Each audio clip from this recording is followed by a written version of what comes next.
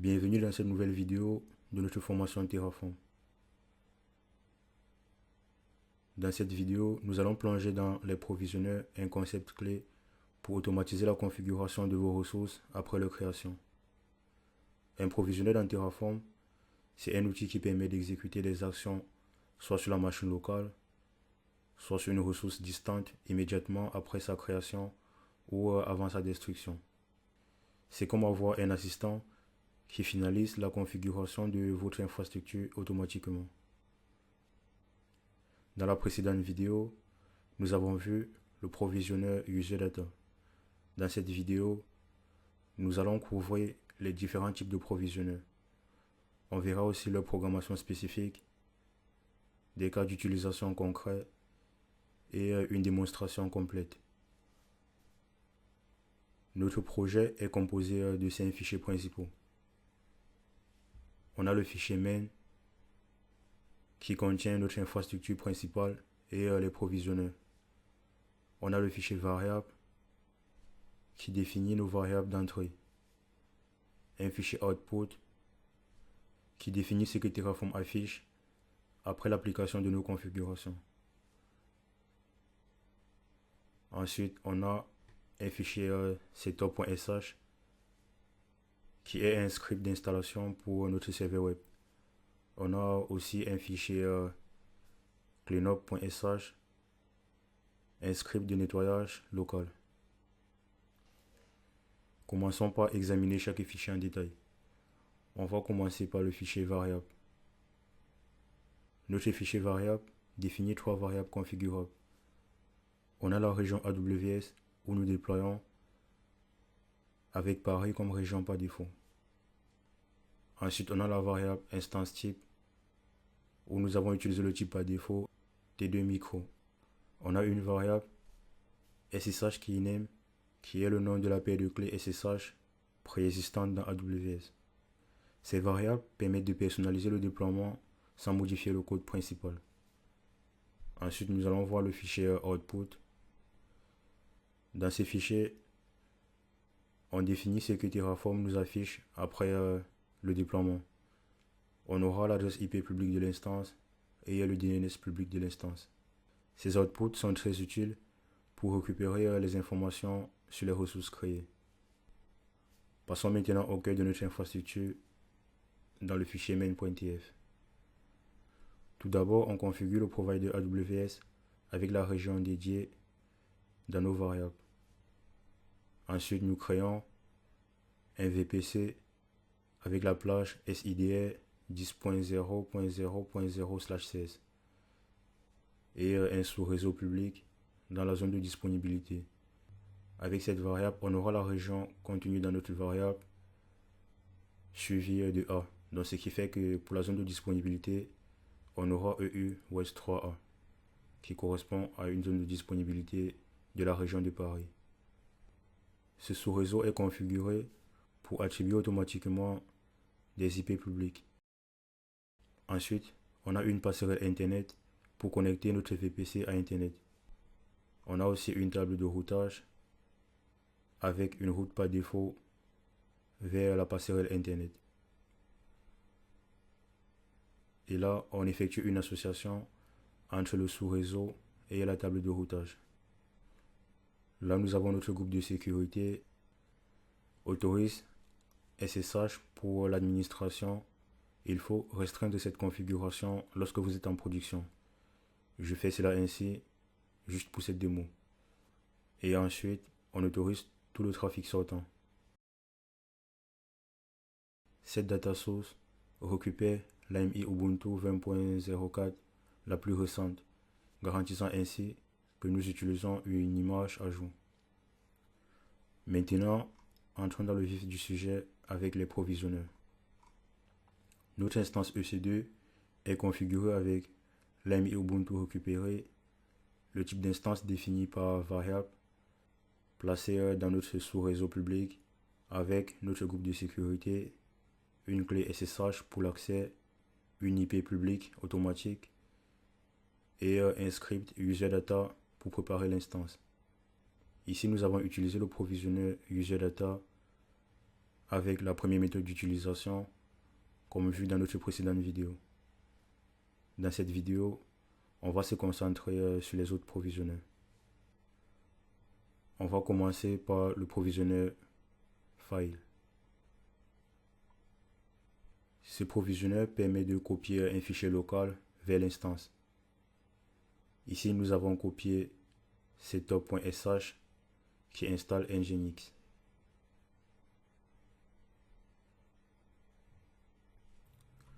La connexion SSH est configurée avec l'utilisateur Ubuntu. C'est un utilisateur standard sur les amis Ubuntu. Notre clé privée locale et l'IP public de l'instance avec self.public-ip. En production, il faut utiliser des variables pour le chemin de la clé ou un gestionnaire de secrets. Là, c'est vraiment juste pour la démo. Ensuite, on a notre deuxième provisionneur, le provisionneur remote exit. Ce provisionneur exécute des commandes directement sur l'instance. Ici, nous donnons des permissions d'exécution à setup.sh. Et on exécute le script. C'est idéal pour lancer des configurations après la copie des fichiers. Et ensuite, on a le provisionneur local exit. Ce provisionneur exécute une commande sur la machine locale. Ici, nous enregistrons l'IP de l'instance dans un fichier log.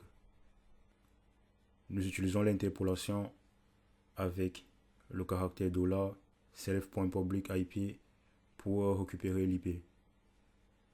C'est utile pour du logging local ou pour déclencher des scripts locaux. Ensuite, nous avons un provisionneur de destruction.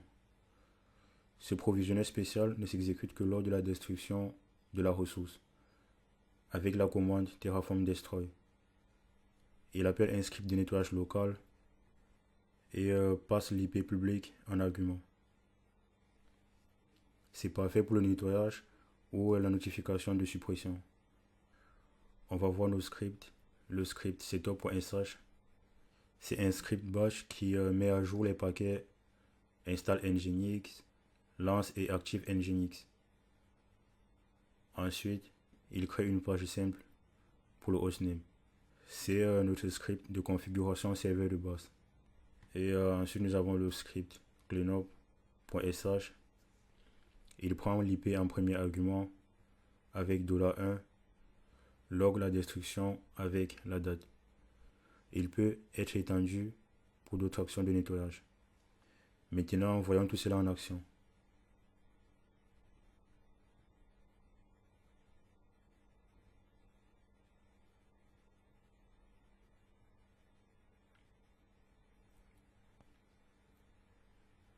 On va initialiser Terraform et télécharger le provider AWS avec Terraform init.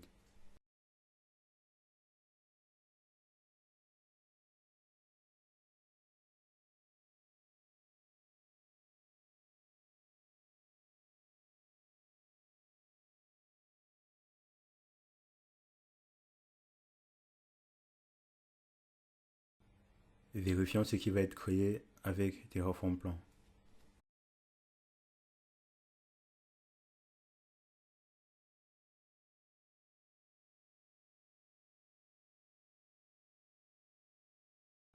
On voit nos sets de ressources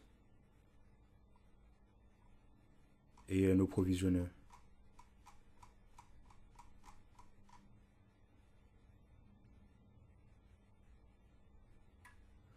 Appliquons la configuration avec Terraform Apply.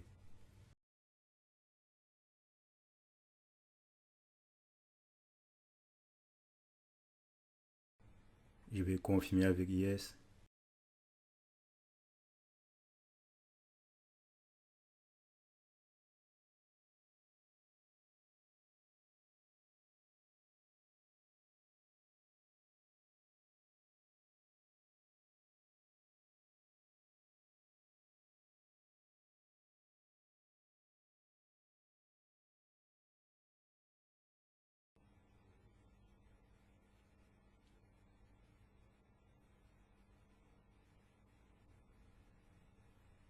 Observons les provisionneurs s'exécuter.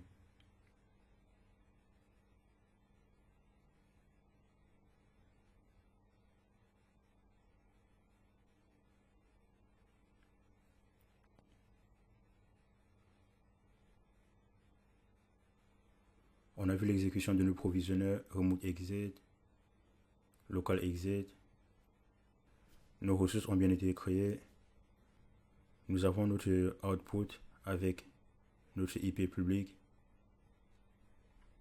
On va récupérer cette adresse pour pouvoir effectuer nos vérifications. On va aller dans la console AWS et vérifier que nos ressources ont bien été créées.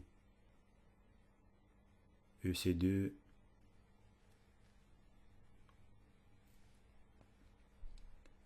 instance,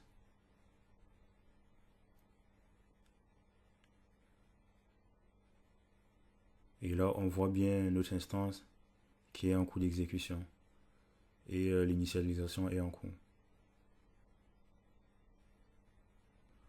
On a bien notre zone de disponibilité, l'adresse IP publique, le type d'instance, T2 micro, comme tout a été défini. Tout correspond à ce qui a été défini dans nos fichiers.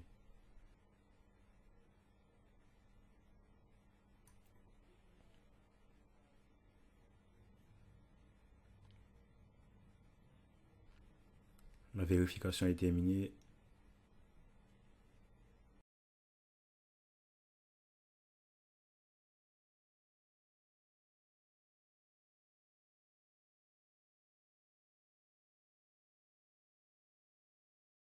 On a bien notre message de test qui est affiché exactement comme cela a été défini dans le fichier. Si on revient dans le code, dans setup.sh, on voit qu'on a exactement ce qui a été défini avec le hostname. À présent, on va accéder à l'instance pour la suite des vérifications.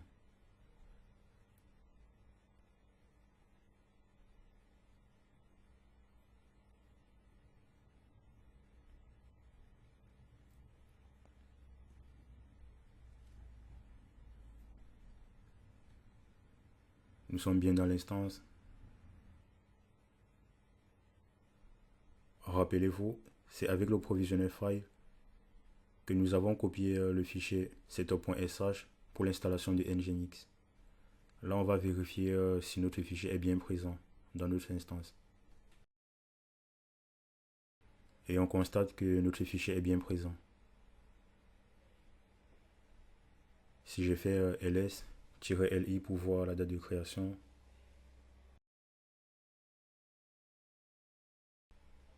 on voit bien notre fichier avec sa date de création et l'heure à laquelle il a été créé. Donc avec le provisioner file, nous avons bien copié notre fichier local vers l'instance.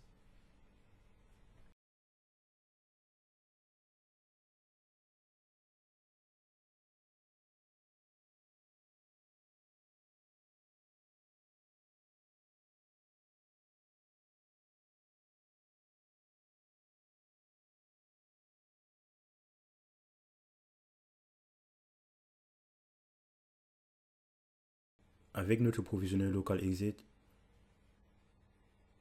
nous avons généré un fichier de log creation.log. On va vérifier que ce fichier a bien été créé.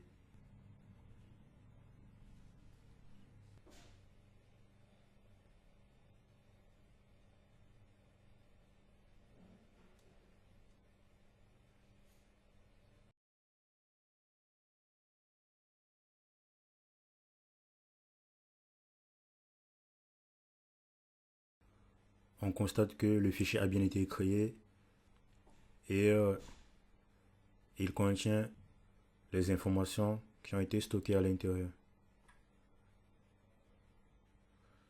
On va aussi vérifier les logs sur l'instance pour voir les logs qui ont été créés par le provisionneur UserData.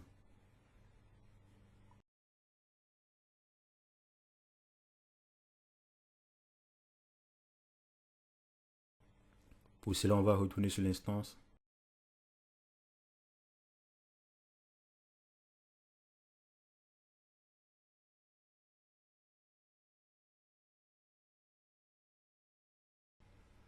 Et là aussi, on a bien notre fichier log, userdata.log, avec son contenu, exactement comme spécifié dans nos configurations. Exécution du userdata, installation terminée, exactement comme défini dans le script userdata. Jusqu'à présent, nous avons testé le provisionneur file qui a permis de copier le fichier setup.sh pour l'installation de Nginx, avec le provisionneur remote exit qui a permis d'exécuter les commandes directement dans l'instance. C'est lui qui a exécuté le fichier setup.sh qui a été copié par le provisionneur file. Et avec le provisionneur local exit, on a bien exécuté une commande sur la machine locale et il nous a permis d'enregistrer l'adresse IP de l'instance dans un fichier log. Maintenant, on va tester notre provisionneur spécial, le provisionneur de destruction. Et pour cela, on va exécuter la commande terraform destroy. Avant d'exécuter la commande terraform destroy, je vais ajouter un script PowerShell pour ceux qui sont sur des environnements Windows et qui utilisent PowerShell.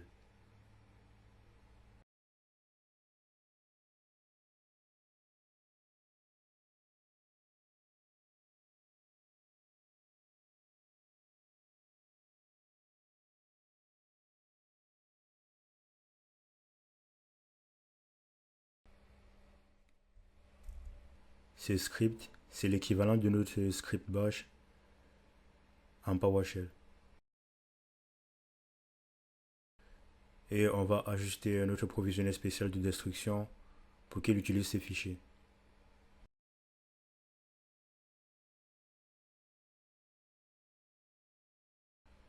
Je rappelle encore que j'ai fait cela uniquement parce que c'est une démo. Lorsque vous travaillez avec des chemins dans Terraform, pour les provisionneurs, les modules, les fichiers de configuration et bien d'autres, il est essentiel d'utiliser des méthodes fiables et multiplateformes pour éviter des erreurs. Plutôt que de coder en dur les chemins, il faut utiliser les variables Terraform ou les fonctions d'interpolation. Cela permet de pouvoir effectuer les modifications sans toucher au code principal. Et aussi pour qu'il soit compatible avec différents environnements comme les environnements de dev, de prod, l'intégration continue avec le déploiement continu CI/CD. Et aussi il faut utiliser des path modules pour donner le chemin absolu du module Terraform actuel. Cela évite les problèmes si Terraform est exécuté depuis un autre répertoire. Et cela fonctionne aussi bien sur Windows, sur Mac et sur Linux.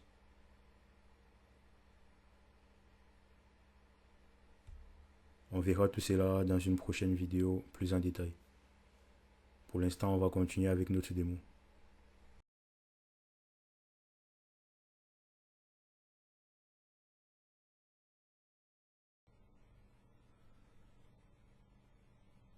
En détruisant nos ressources, notre provisionneur de destruction s'exécute et crée le log.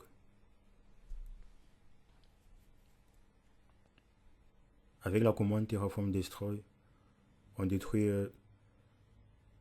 toutes nos ressources qui ont été créées. Et c'est lors de l'exécution de cette commande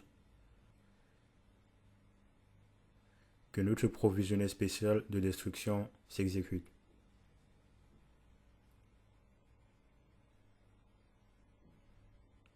C'est à ce moment qu'il fait appel à notre script de nettoyage cleanup.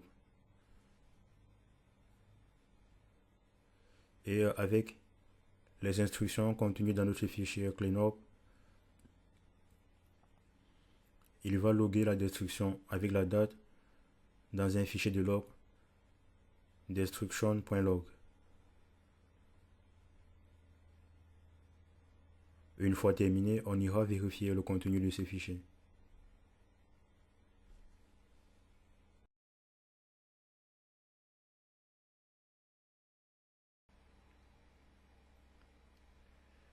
nous avons bien détruit l'ensemble de nos ressources avec Terraform Destroy.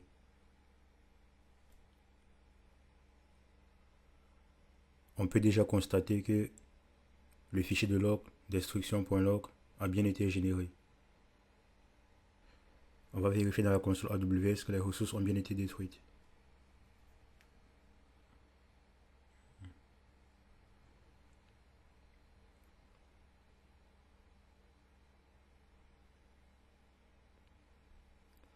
On constate que l'instance a bien été résiliée.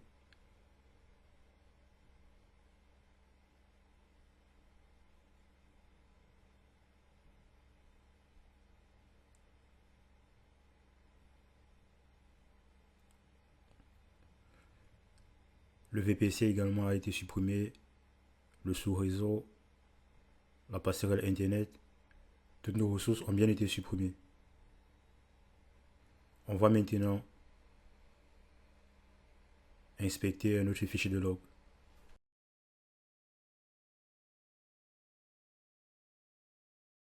Et là, on constate bien que notre provisionneur de destruction a bien été exécuté avec la commande Terraform Destroy.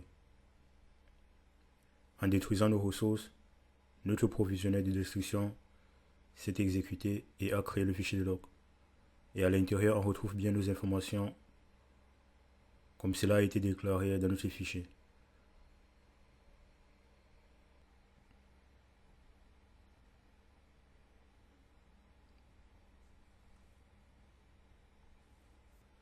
Et voilà, nous avons vu comment les provisionneurs Terraform permettent d'automatiser la configuration des ressources. Avec File pour copier des fichiers, Remote Exit pour exécuter des commandes à distance, Local Exit pour des actions locales, les provisionneurs de destruction pour le nettoyage et User Data que nous avons vu précédemment lors de notre précédente vidéo qui est un mécanisme clé pour configurer une instance EC2 au premier démarrage.